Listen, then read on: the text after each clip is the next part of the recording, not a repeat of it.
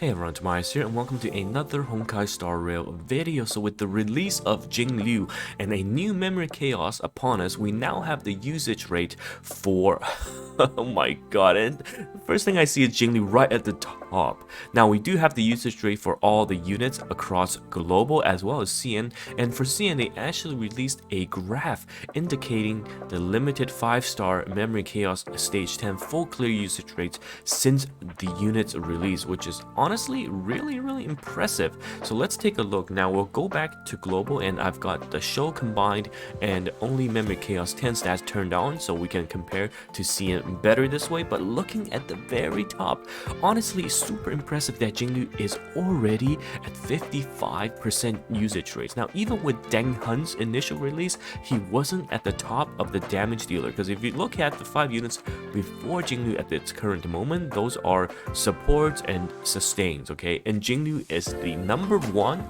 that's right, the #1 damage dealer right now. Of course, it has to do with the current memory chaos buff, which really benefits JingLiu, but still, even Deng Hun's release, he was not #1 right then and there. And in fact, JingLiu has made such an insane impact that her really best support at its current moment, Pela, enjoyed a 20% surge in usage rate. Absolutely crazy. And it's pushed the other units down, such as Seele, who we saw really benefited from the Trouters last time, and also with the release of Fushan. Even Deng Hun, Kafka, and Jingyuan all went down in usage rate because JingLiu honestly is just so goated. She's so damn strong. So very interesting to see. Now let's compare the top 5, because in the previous memory chaos usage rates, they were the same for CN and global. So let's take a look over at CN, and right away we can see that JingLiu, oh my god, 85% usage rate, just slightly under Blade, okay, just slightly under Blade.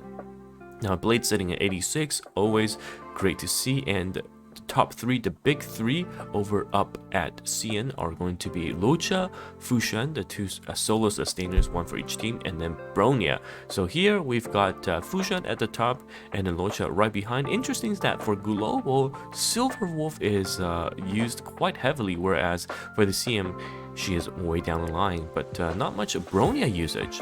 Very interesting. Bronya is only 56% here, but 92 over at CN. So it seems like CN players, they really favor Bronya, but I think it's also because they are, of course, spenders, more likely to be spenders, so they have access to Bronya either via the selector or, you know, their failed 50-50. So more CN players do have access to Bronya, and you can see that, of course, if they have it, they'll use it. And for CN, for global players and more players, I'm gonna assume went for the free-to-play option with Tingyuan. And yeah, but it's interesting to see Silver Wolf. Now the stats are a bit different, whereas the previous one's pretty much the same. So Blade is still #1, so Blade is just behind Seele and JingLiu for global, but for CN's #1 in top, followed by JingLiu and Deng Hun. So here it's pretty much similar. And in terms of Seele, still maintaining a 71% usage rate, didn't drop that much. I think only 11% compared to the previous week, whereas for global, quite a massive drop. Now, in terms of the supports, Pela did see a surge, and everyone else just dropped. For example, Kafka and Jingyuan here, and the same for global. And there's actually funny thing in the comment section. Apparently, they said, you know what, Kafka mains and Jingyuan mains should stop hating each other because there was history between them being the lightning type damage dealers. And when Kafka came in, was like, oh my god, she's gonna power creep Jingyuan. Jingyuan's like, no, look at our damage and our usage rate. So they've been going at each other apparently, and now it's time to unite, because obviously the other typings, their damage dealers just keep getting stronger. So hopefully with the release of Topaz and potentially new gear sets in the future that would support these 2 units, we'll see more supports for the units and see their resurgence as well. Now let's take a look at the team breakdown. So we'll go straight ahead and take a look at the memory chaos team. So we can see Mono Quantum is still the most popular team over here on global. So Seele, Silverwolf, and this is I think why Silverwolf enjoys such a high rate of usage, because you're forcing Seele, Silverwolf, and Fushan into a comp, and then using the support that fits the enemy typing so that you always apply the quantum weakness. So we can see Mono Quantum and the Quantum Pseudo Mono Quantum variations are still #1 in terms of usage rates, but then right away after that we have JingLiu. So JingLiu, Pela, Bronya is the best team. So you either use Locha or Fushan. Pick your solo sustainers. Fushan allows JingLiu to be even more offensive with 35% crit rate plus the 15 from Fushan, and when she transcends, she will get 100%. So this is the more aggressive option, and Locha is the more SP positive option. So you can see that Fushan, the more aggressive one, less usage, but it's a faster average cycle clear, 5.42, and all of these JingLiu comps are faster than the Seele or the Pseudo Mono Quantums, with Dang Han being the fastest, sitting at 4.98.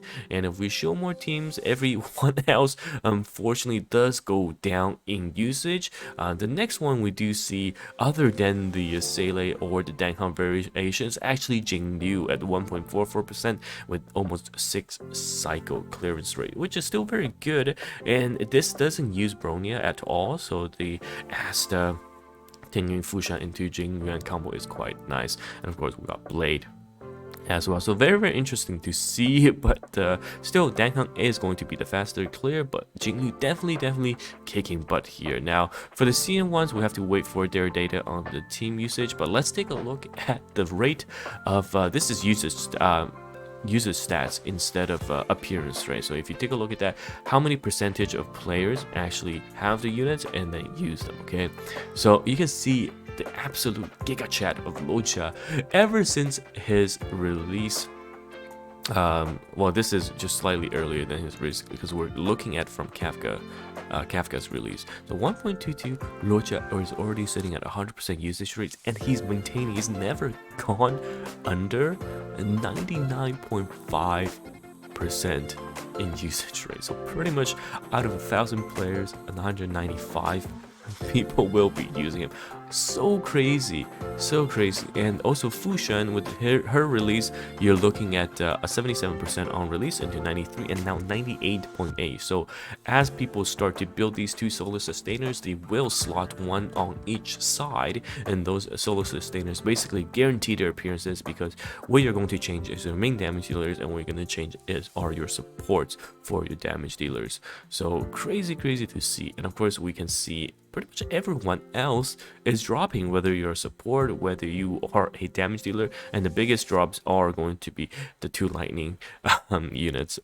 We talked about Kafka and Jingyuan. Of course, even the quantum units that did enjoy a slight spike in Seele and Silverwolf, they're going to taper off just slightly, and the spike was from the release of Fushan, which helped the Mono Quantum team do a lot better. So yeah, very interesting to see the stats, and honestly, team comps, they're just showcasing how good JingLiu is. Now, will Topaz enjoy the same treatment where upon release S+ in all tiers, and suddenly we see a usage in follow-up teams such as Jingyuan or Himeko even, or Clara, for example? So we'll have to see how she will change the meta, but look at just crazy JingLiu kicking butt. So anyhow, it's TimaeuSS here, and let me know your thoughts on this, and I'll see you guys in the next video. Goodbye now.